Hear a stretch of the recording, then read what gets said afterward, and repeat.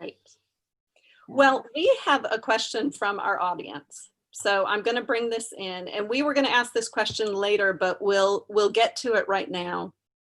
And anybody jump in who wants to answer it. It's a question from Stephanie and Catherine. It says, you say these books are written for women by women. My question is, why is this book series gender qualified, a doctrine for women? I think that's a good question. So we're women writing these books, and we wrote them specifically for women, but we know that men can read, or women can read books that men have written, and men can read books that women have written. But why are these specific to women? I'd say that lots of times women don't read books about doctrine that men write, and maybe we can give them something that they feel would be accessible to them, that they will feel comfortable reading, that we're not going to be really difficult for them. Yeah, I think some women will just dive straight into Bavinck or Calvin or whoever it may be, and they love it and they're lapping it up. And others are intimidated and shy, and they think, oh, that's a man's thing. I wouldn't be able to cope with that. And they're wrong. And sometimes they need kind of a middle ground. We're hoping from these books that it will give them a taster and will whet their appetite, and then they'll go deeper into doctrine. So I think, I share Catherine and Stephanie's kind of concern. I have mixed feelings about kind of for women genre, but the whole point is that, like Rebecca said, lots of women are not reading doctrine, and we want to make the applications women specific as well. Like Bavinck doesn't talk about doctrine in the home wiping bottoms all day, or not that I actually talked about that in my book either, but we want to talk about women specific applications to these. Do you not agree, Jenny? Yeah, I was just trying to count up how many decades of ministry experience there are on this call, but I think we probably all see there's a void of women, for whatever reason it may be. There's a void of women who are reading and studying doctrine.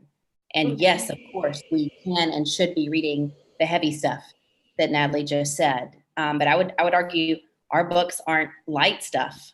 I don't think these books are filled with flowers and fluff. I think these are books of doctrine, and serious books of that look at hard truth, but do so with women in mind. And I think a lot of it is that we're calling attention to women. Yes, we do add application questions, and we do add examples that I think are helpful for women, bridging that gap between what Bavinck says and how to apply that to my life as I am, studying and dealing with the family issues and holding down a part-time job, or whatever it is that women are doing when they're juggling all the different things that we're doing. But I think, and I would assume you guys might agree, that in my experience, I see women with issues, and we're juggling so many different things, and we want to reach and grab something that's immediately applicable to us with whatever our problem is, right? I've got issues that I need addressed in parenting or with my marriage or whatever it may be, and I need a quick application for that. So I go for something that addresses that specific issue.